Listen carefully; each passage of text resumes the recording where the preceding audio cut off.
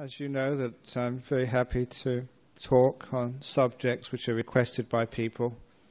And this time I got a request over the internet, an email which was sent here to Nolamara and which was faxed down to me at my monastery in Serpentine. At Serpentine Monastery we don't have emails or computers. We are low-tech monks because we want to make sure we spend a lot of time meditating and not messing around on computers. It does limit us in one area, but it gives us more free time in other areas. But the request was actually to talk once again on Metta, loving-kindness. I'm not quite sure when the last time I talked about Metta was, or the last time another monk or nun talked about Metta. But it is a very good time because these are difficult periods in our country, in our world. And I often have been saying recently that when we use the catchphrase of weapons of mass destruction, I can only see one important weapon of mass destruction which we should be disarming the whole world from, and that is like hatred, because that is a real weapon of destruction. It doesn't really matter what arms or armaments we have, or even the means of delivery. We'll always find some way of taking bombs and poisons from one place to the other with suicide bombers or whatever. We'll always find ways of blowing people up or whatever, if we have the hatred in our heart. And unfortunately, too often there is too much hatred, not only between nations, between religions, but even between husbands and wives, between parents and children. And that, I think, is the real weapon of mass destruction in the world. It destroys families, it destroys marriages, it destroys countries, it destroys harmony.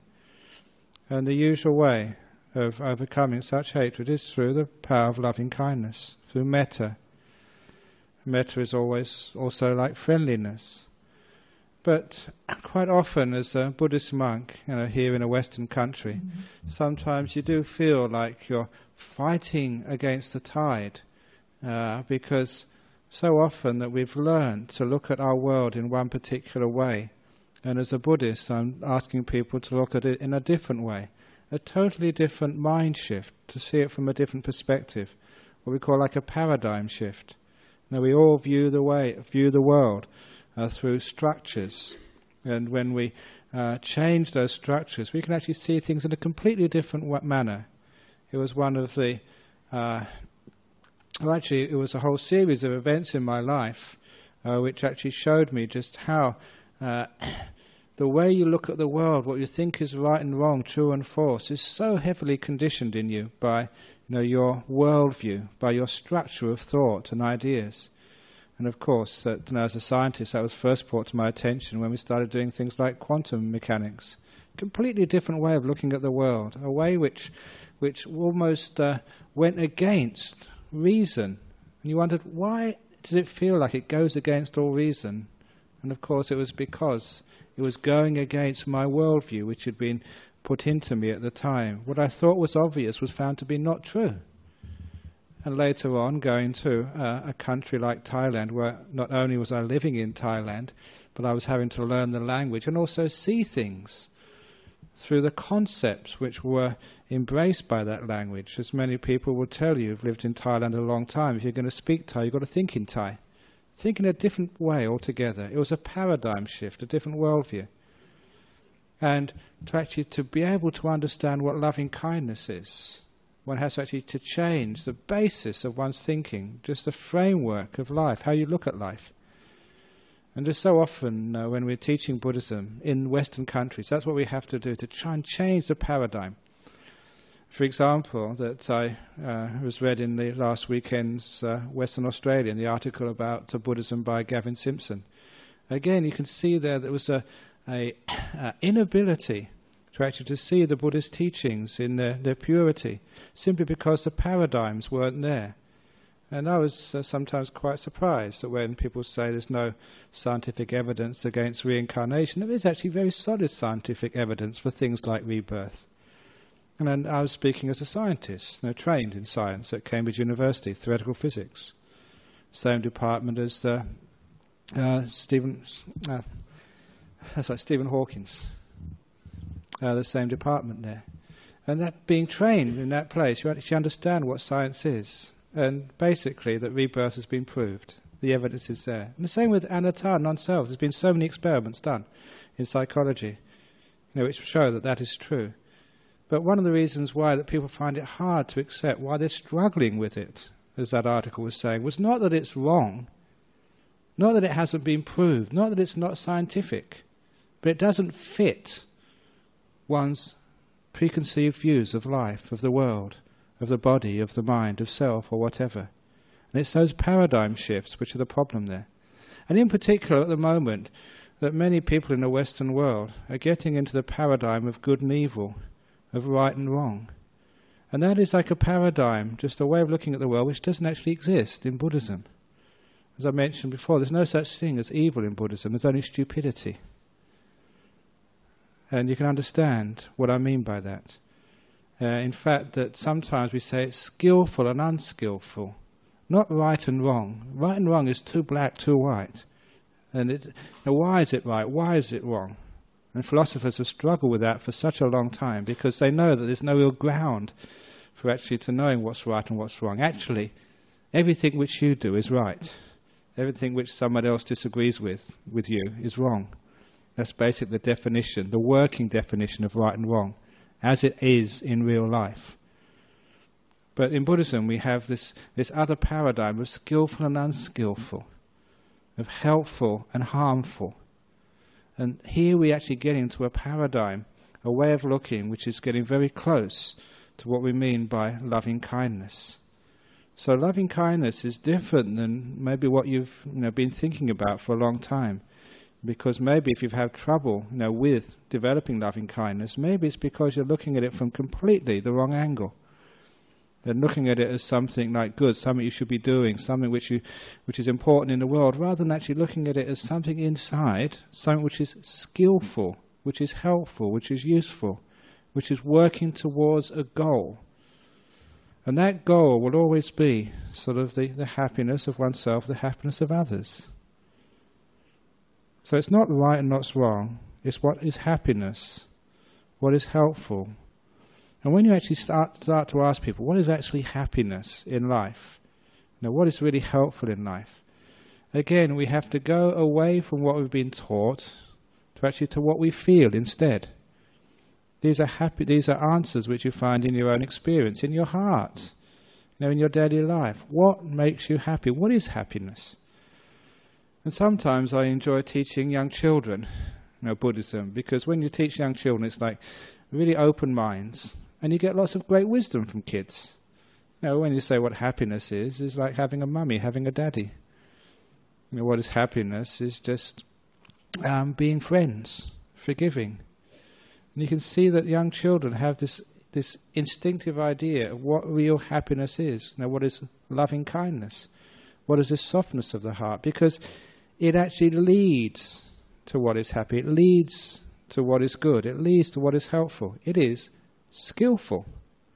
However, in our daily life, loving kindness is not important. It's being right and being wrong is more important. Being right and not being wrong is most important. We have this idea of like justice. And injustice means that we have to fight for our rights, not be a floor mat which other people step over. We have to sort of protect ourselves. And this is the idea of justice and injustice. You can see this is again a Western paradigm which doesn't really fit with Buddhism. Because what we actually say is like perceived injustice and perceived justice. When I say perceived, it gives you the opportunity to say what you think is just might not be the full picture. What you think is unjust, there might be something more to it. For example, that in Buddhism we think that some things which happen to us in life are a result of karma. Whether you believe in karma or not, that's a valid proposition, which I challenge anyone to disprove. And before you say, oh, that's just Buddhist, just disprove that for me. It may be that these things come round to us, and there is a sense of a bigger state of fairness there. If we have done something wrong in the past, if someone's been really mean and spiteful, if they have been really selfish and abused others, then maybe that has to come round to them eventually. And that gives a different way of looking at life. What it does is means that we don't have to be so righteous and to seek justice. Because one of the biggest obstacles for loving kindness is to say that person doesn't deserve it. They need to be taught a lesson. They have done something bad, something unjust, something evil. Therefore, we justify our hatred. When you actually start to look at things in a different way, just to challenge those paradigms, and say this justice injustice business, can we look at it in a different way? And we can look in a different way. All the times in your life, have you always got justice? Has it always been fair?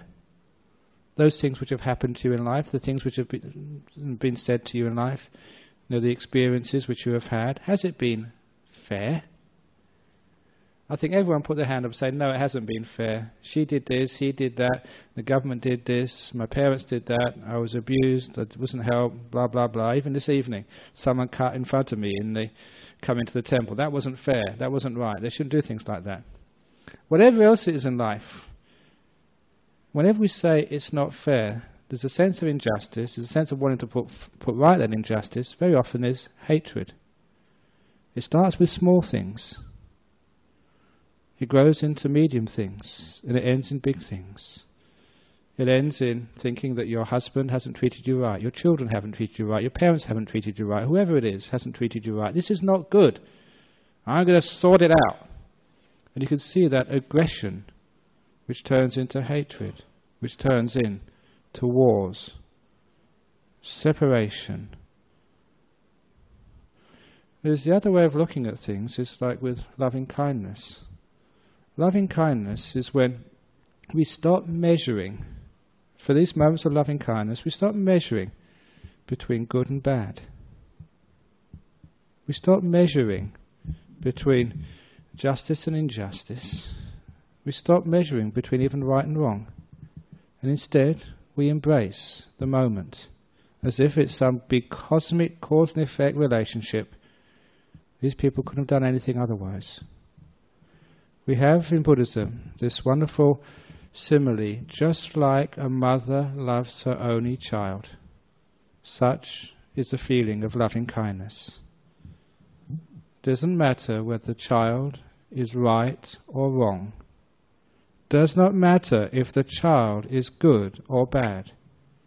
Doesn't matter if the child has treated you justly or unjustly. When you look at a parent's love towards their children, that is something which does not measure right nor wrong, which is beyond good and evil. Because even evil kids, if there is such a thing, bad children, delinquent children, rotten children, monsters, even then their mums love them. My mother still loves me. But what we're saying there is something which can actually transcend right, wrong, good and bad, evil and not evil. And this is a beautiful thing called loving kindness.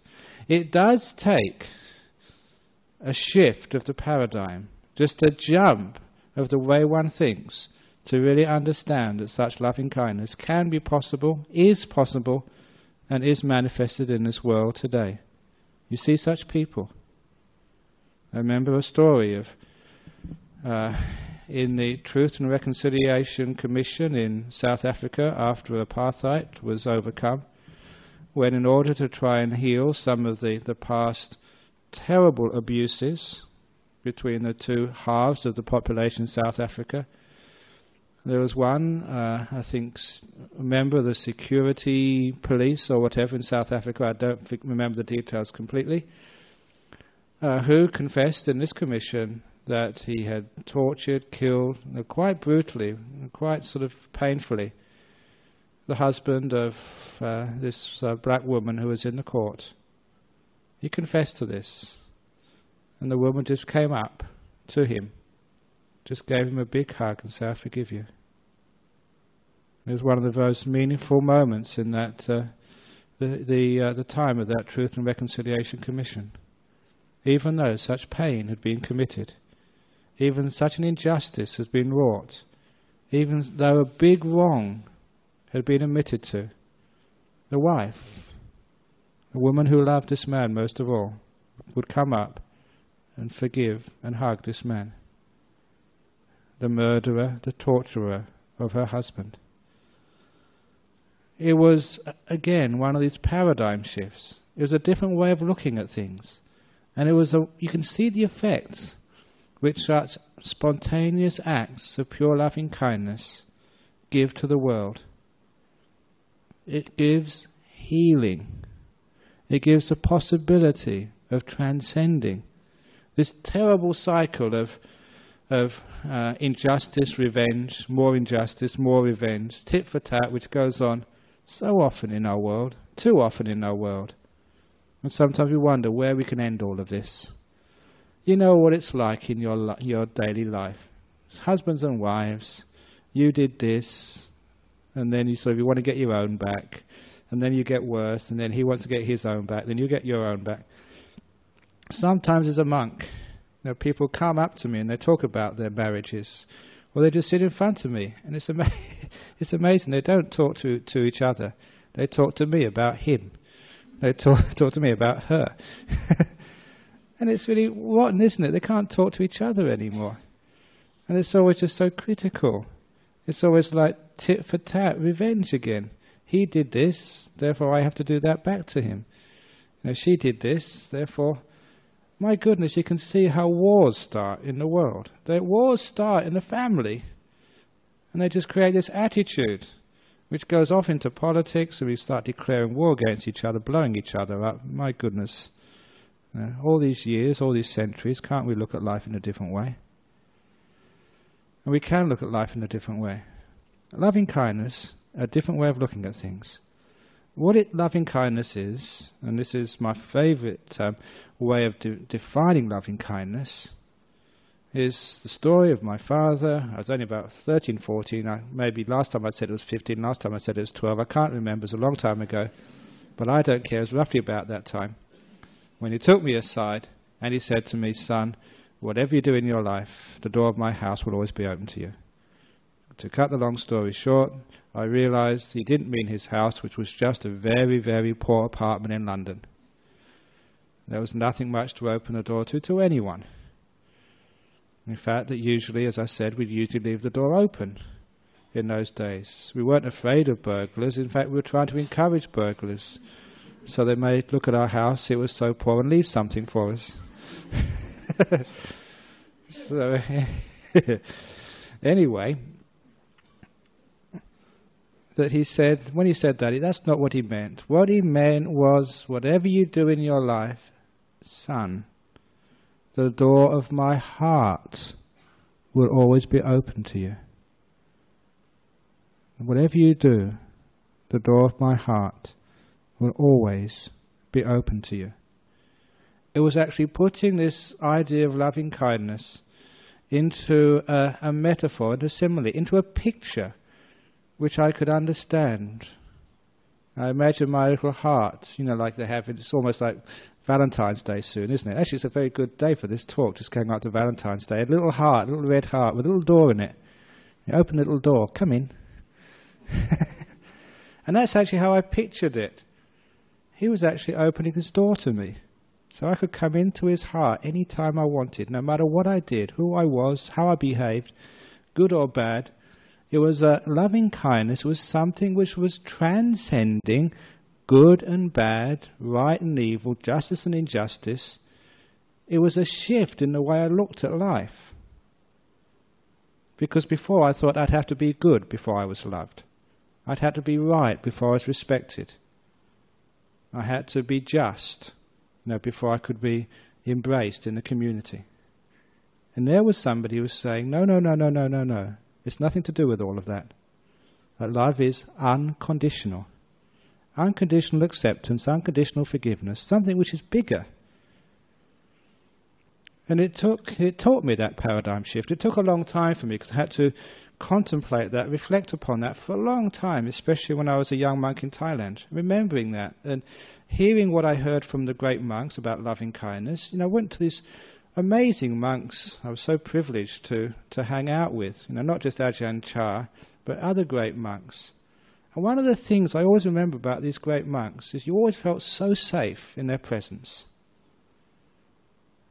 You always felt as if that you were always accepted. And even though I wasn't the best of monks, even though I was very stupid sometimes and had all my defilements and stupidity, even though you always felt that in their presence they'd never do anything to harm you, to hurt you in any which way.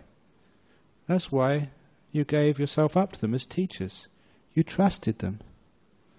You trusted that they would never exploit that relationship, they would never harm you, that whatever they said or did must be for your best interest.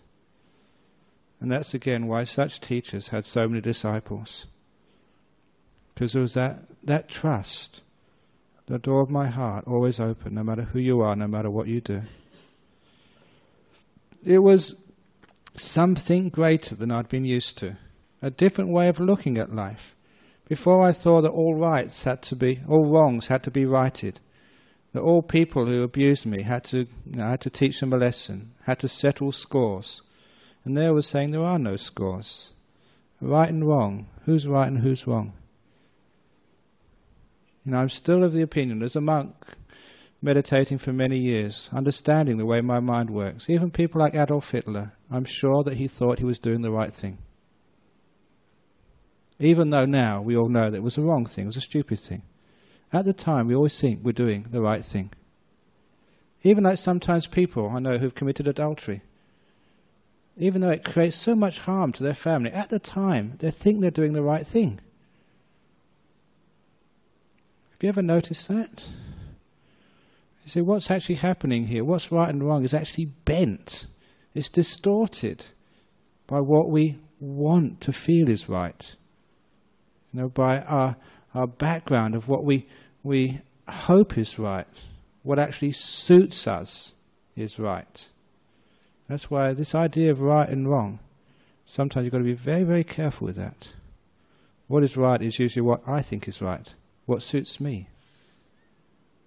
What suits my pleasure? What suits my pride? That's what's right. So we have to be very careful about this right and wrong business and go a bit deeper than that and have this wonderful loving kindness which can transcend that. What that loving kindness does, it transcends that to have this wonderful acceptance. Now, I'm going to focus now just on acceptance. What's the opposite of acceptance? What's the opposite of embracing? It's not just hatred.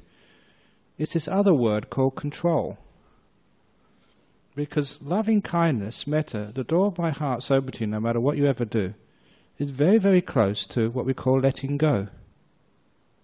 Embracing. Being at peace with. Being detached. Can you see the similarities with loving kindness? The door of my heart's open to me. Because my father was saying, you're my son, I'll love you no matter what you do. I'm not going to control you. I'm not attached to your actions or your behavior. There's something about this which is I'm not going to control you anymore.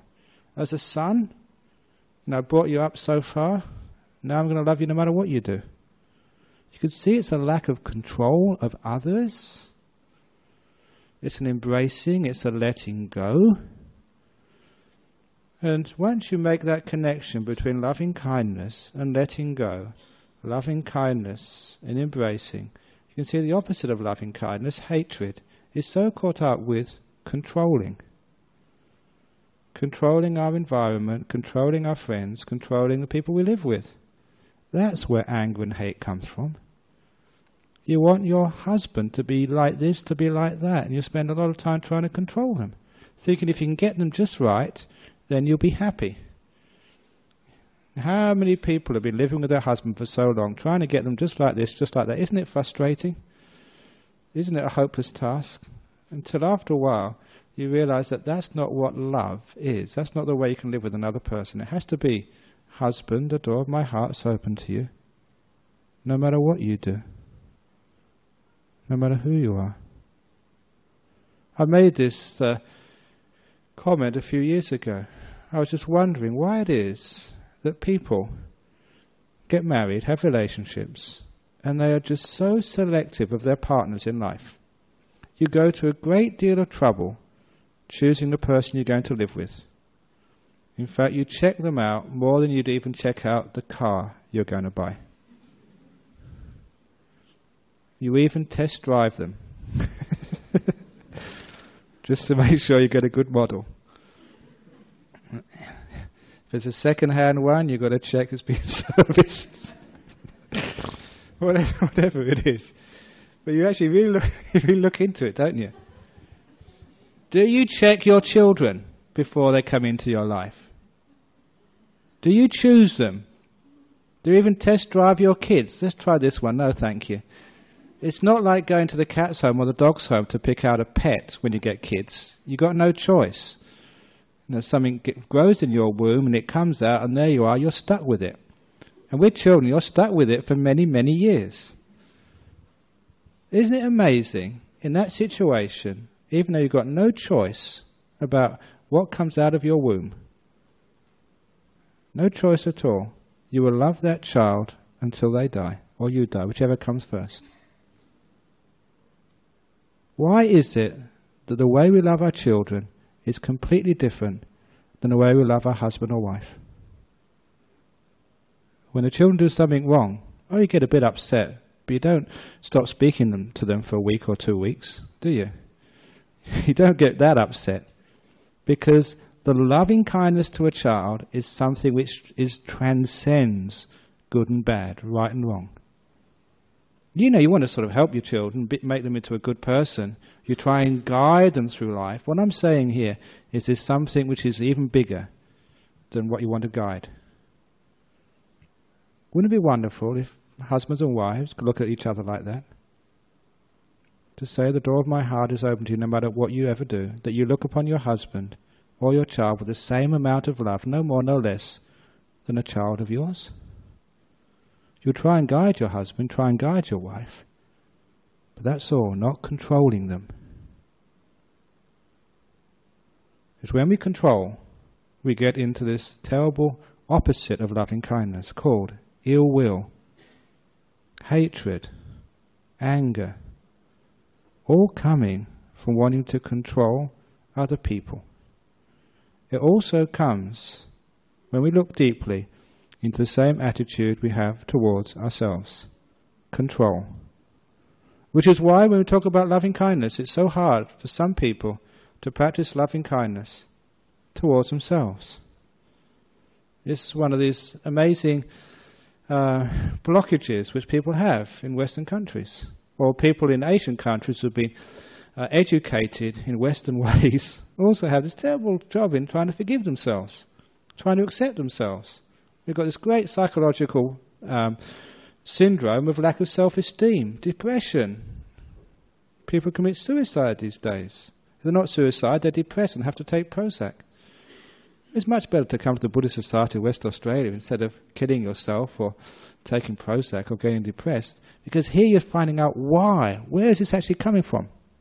Where it's coming from is a sense of control. Trying to control yourself. Having an idea of good and bad about yourself. Measuring.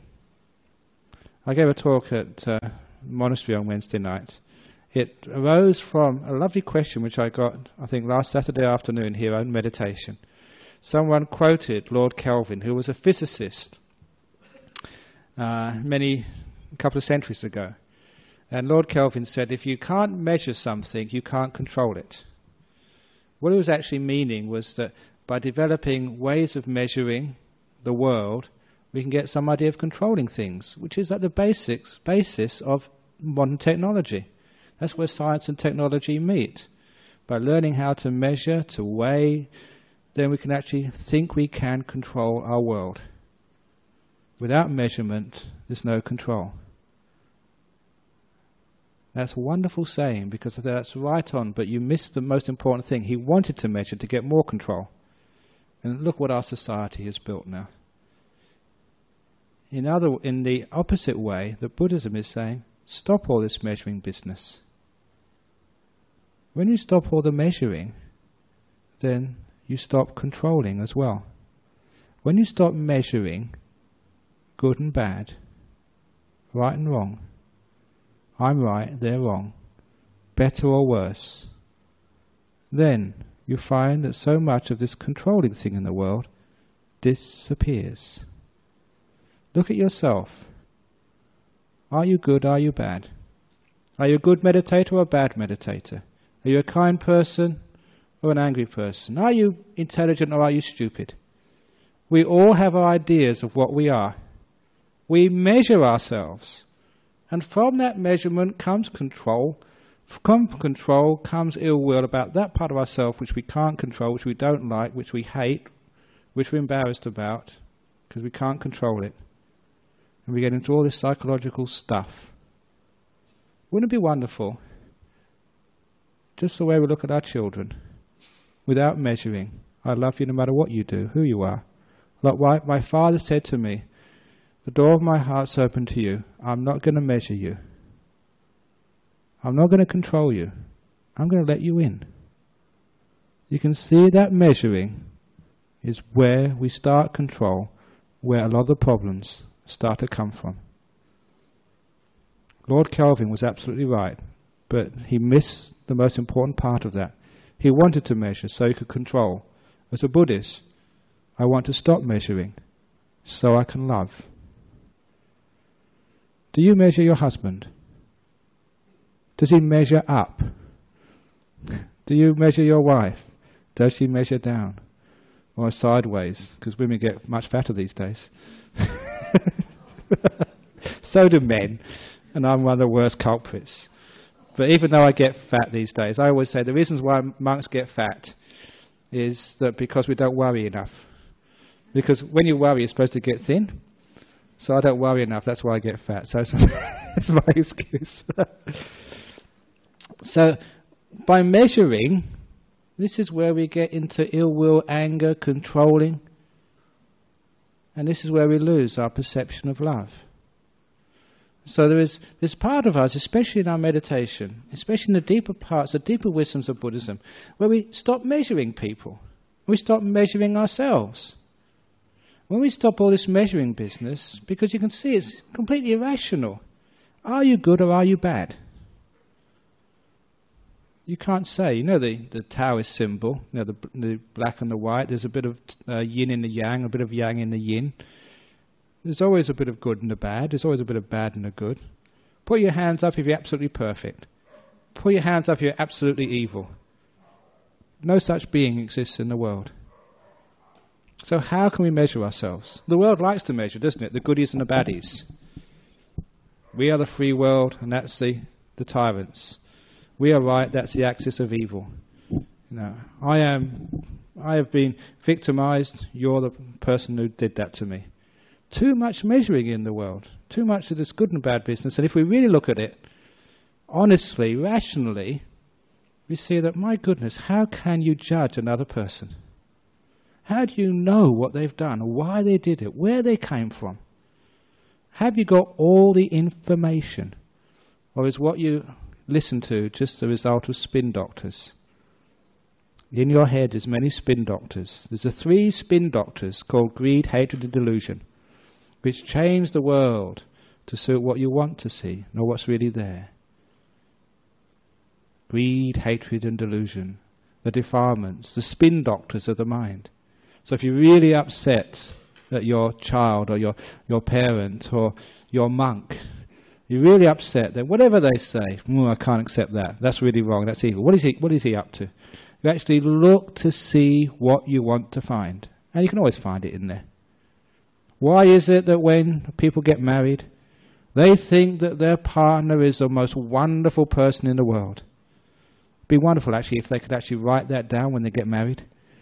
And then 2 years later, when they come up to see me because they're having problems and want to get divorced, I can get that piece of paper out and say, well, you said they're the most wonderful person in the world. What's going on? You know, were you wrong? No, I said, now they're the worst person in the world. And I keep that, and sometime later say, no, you said it's the worst person. What are they? Is that what they are? Or is your judging been wrong? I said on last Wednesday that one of the senior monks of our tradition, Ajahn, one of his stories was he was in Ajahn Chah's monastery, Wat Nong Pa Pong in Thailand, years and years ago, even before I came there, and he was having a very, very hard time. It was very, very difficult. He was suffering. And of course his body language showed it. And Ajahn Chah went up to him and he just asked one thing. He said, is it Wat Papong which is suffering, or is you suffering? And straight away, Ajahn Chah was wise enough to say, it's not Wat Papong which is suffering, it's not the monastery which is suffering, the suffering was in me. When the suffering was in him, if it was in this monastery or that monastery or wherever he was, if the suffering is in you, then that place you're in, you think of it as suffering. It's not sort of your job is suffering, you are suffering. It's not your partner is suffering, you are suffering. It's not your partner is happy, you are happy. These things are inside of us. And we look through them into the world, and if suffering is inside of us, we see the world as suffering. If happiness is inside of us, we see the world as happy. The problem's not out there, the problem's inside. When we understand that, we realize we don't need to judge the world, because we judge the world through what's inside of us. It's our paradigms. If you're having a really, really good day, just life is wonderful. If you just got into a deep meditation, oh my good, this world is a paradise. Just even the traffic, oh it's just so wonderful. Even those beautiful speed cameras which you see on the side of the road. Aren't they works of art? Oh my goodness. See the beautiful flashes which they give? Oh. Really, really bad mood. Then anything which happens is really terrible. And Ajahn Brahm just goes on and on and on. The same stories every week. Ugh. Doesn't matter. It's not what's out there. It's what's in you causes suffering or happiness. This is why all this judging and measuring business, it's so unfair. Have you been measured today or this week? Has someone said that, you stupid idiot, oh, you did a wonderful job today. You're sort of a pain in the backside. Or I'm so happy to have met you. Have people been judging you this week? Has it been fair? Did you really feel you were treated adequately, fairly, rationally when people said that to you? I remember years ago that those of you who know me just know the first years of my monastery, I worked so hard building. I worked sort of hour after hour after hour, just from first light.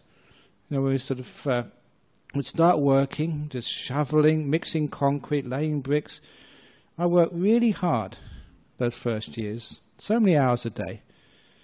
And then on the weekend we'd come up here, or actually to our city centre in North Perth, to teach people. And again we were working quite hard.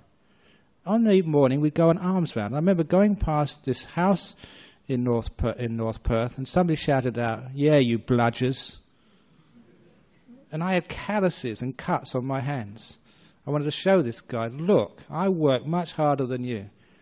I just slave, working, labouring, all week without any pay, and just slave, just looking after the city temple in the weekend. That's my weekend off.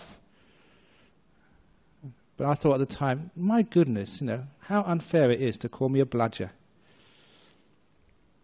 But then I realised that this is what life is. People measure you all the time. And sometimes people come and say, oh, Ajahn Brahm, you're the most wonderful monk in the world. Oh, you're so wonderful. I said last week, somebody said, you're the Elvis of Buddhism. That's what they said last week. So, that's unfair too. Why do people like measuring people? And both are untrue. I'm not the Elvis of Buddhism.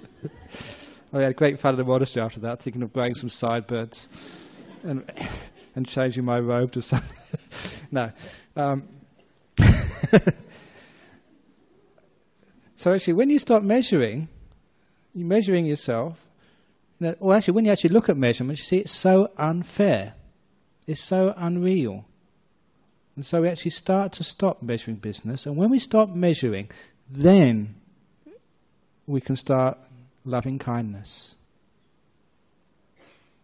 You have to suspend all your ideas of whether you are worth it or not worth it.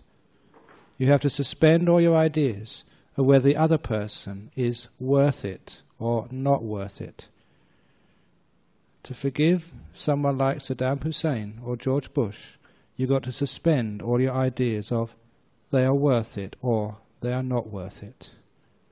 Too much judgments, too much measuring causes control and ill will and stops loving kindness.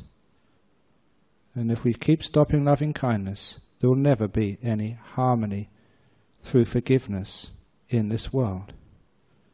Just as a mother loves her only child, doesn't matter what that child does, I will always love you. You can always come into my heart. There is acceptance, harmony, non-measuring. We've got to start with ourselves. Loving kindness softens you. It softens the measurer. It softens the controller. It means instead of wanting to control the whole world, to control my family, to control myself, we accept ourselves, therefore we let go. It's wonderful having a bit of peace inside your heart. They're realizing you don't have to be so damn perfect before you can be at peace with yourself. Just like as a mother loves her only child, the child doesn't need to be perfect to get the mother's love. So you do not need to be so perfect to deserve your own love. There comes a time in every person's life, if not this life, the next life, or the next life, sometime in the great cosmic cycles of your existence, where you just look at yourself and you get the guts, the courage to stop all the judging and all the measuring, which is completely unfair anyway, and say, no matter who I am, no matter what I've done, throughout my whole history, the door of my heart is open to me. Come in. If you can say that, you realize, it's just again in this metaphor and this simile. When I started doing this, I realized there was half of me was outside. Half of me was rejected. Half of me was cold, unaccepted, unloved. That was the part I didn't like about myself. The part of me which I was afraid of. The part of me which I thought wasn't right. My mistakes, my idiosyncrasies, all the stupid things which I've done in my life. For example, you know what I did once for my mother's birthday? I told all the monks this in Serpentine. It was my mother's birthday. At that particular time in London, there was a food craze of eels and mashed potatoes. And usually you'd actually buy the eels from a shop and you take them and you boil them and then you serve them up with mashed potatoes. It was a delicacy from the East End of London and they had lots of eels and mash stores. So it was my mother's birthday, so I went, must have been only about 9 or 10. I went with my pocket money and bought an eel, a live eel. I put it in a box, covered it with birthday paper, and I went to my mother and said, Mother, happy birthday. And my poor mother opened this box and this eel came out and reared up her, and she screamed her head off. What a loving son I was. Oh, my poor mother.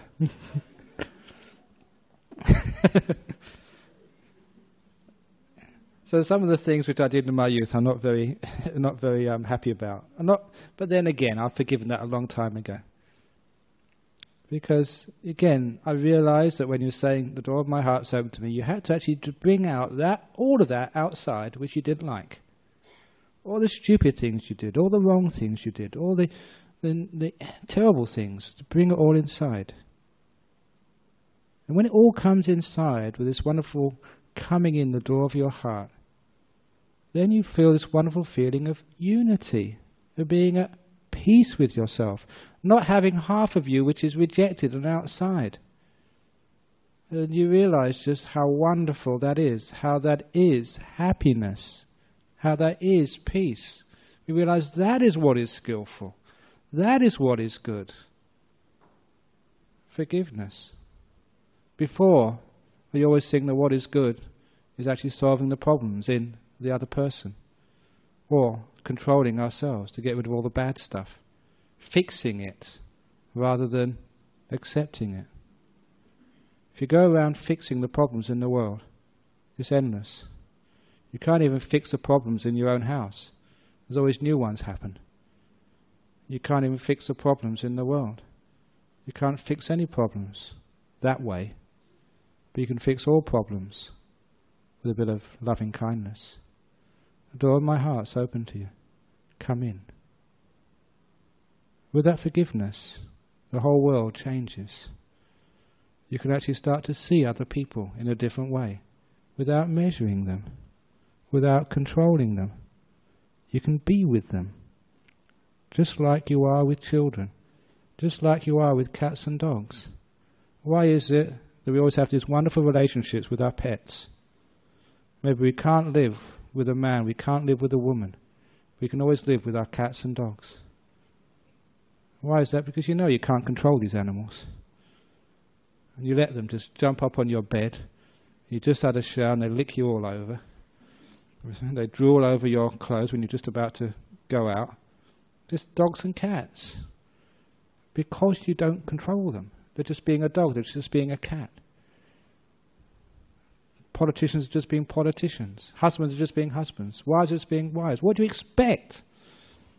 You are just being you. So when we stop controlling, stop measuring, then we can start doing loving kindness towards ourselves. When we start doing loving kindness towards ourselves, at least spend some of our day doing loving kindness. The door of my heart's always open to me. You find the benefits are that because of kindness, you don't measure the world so strictly into black and white, good or bad. You find by developing loving kindness towards yourself that your judgments of other people become far less severe. Because you do loving kindness towards yourself, you find that you can forgive because you're not judging so much. Because you're doing loving kindness towards yourself, you find that you can accept life more as it is. Even accept some of the parts of life which before you found so difficult, so hard. Because of loving kindness towards yourself, you can even accept sickness because you don't judge it so badly. Because you have loving kindness towards yourself, you can even accept death when it happens. Because you're not so judgmental to life. I've often asked people, do you love life? And people say, yeah, I love life. I say, really? Or just half of life? The nice part. Do you love all of life? The sick times. The times when you get overworked in the office. The times when you get old. The times when loved ones disappear from you. Do you love that part of life as well? Do you love life when it's about time for you to die? Do you really love life? Because all of life, starting from birth to death, do you love it all or just love half of it and hate the other half? If you really love life, if you want to be at peace, we can actually be at peace with all of life. When we say, life, the door of my heart is open to you. No matter who you are, what you do, come in. Life, the door of my heart is open to you. All of you, not just the nice part, all of you. Then you find you're at peace with life. Then all the problems have ended. Then there's no control. Good and bad are seen for what they really are, just skillful, unskillful, just part of this great cosmos, like night and day. In the big picture, when we see it from above, as it were, we find, yes, thank you. Thank you, not just for the good part, for the other part as well. That's what's tested us. That's what we learned from. That's what's made us what we are.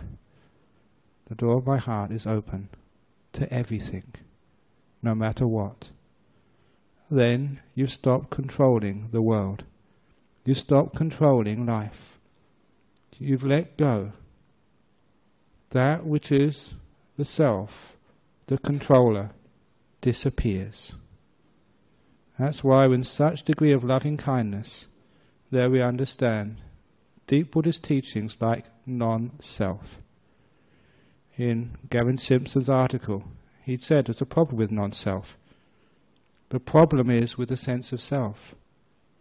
When there's a sense of self, there's a sense of controlling. Me, what I need, what I want, my requirements. When there's a sense of self, when one lets go of that sense of self to non-self, no control, no measuring, then the door of my heart is open to the whole of life. That life is my heart. All of it. Then you're at peace with everything. That's why you see the great masters and mistresses, the great saints of the world will be so peaceful no matter what happened to them. Remember the story of a Zen monk. He was a lovely monk, just living up in the mountain, doing nothing, just meditating, being kind. In the local village which supported him, one of the girls there got pregnant. And in those days, if you got pregnant and you weren't married, you were in big trouble. So the father saw it. Who's responsible? Who was the boy? And of course she didn't want to dob in her boyfriend because she loved him. She knew he would get into trouble.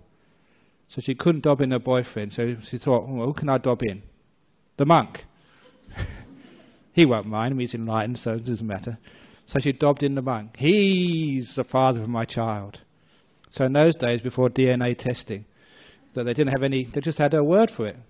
So when the father found out that the monk was responsible for this, he was so angry. He was so upset. He got the whole village together, had a meeting.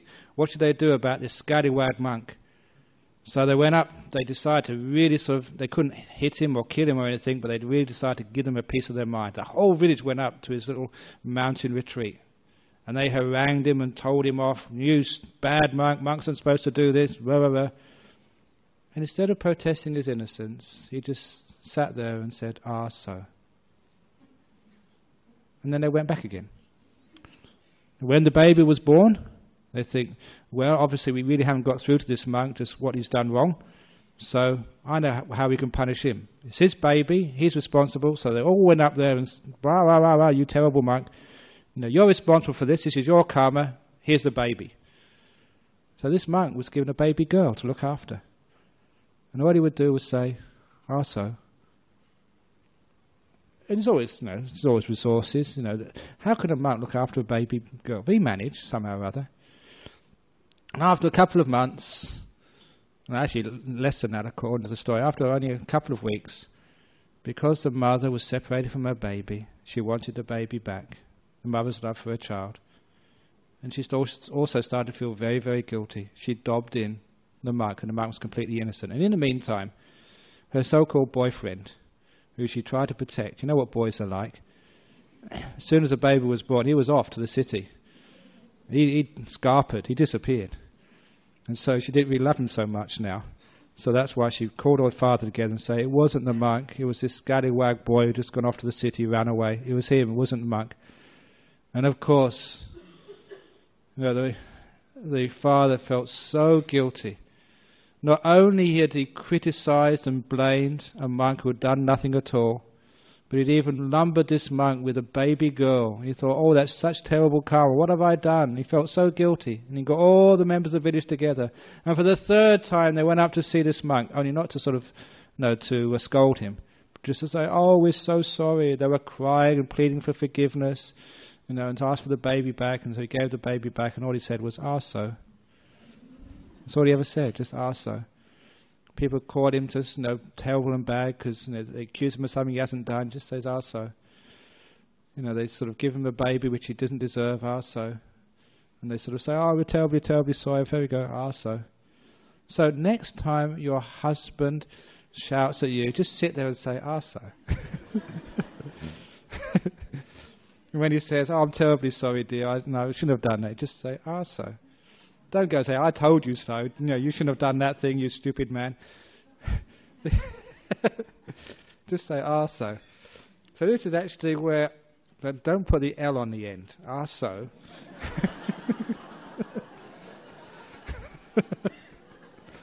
I was reading your mind there.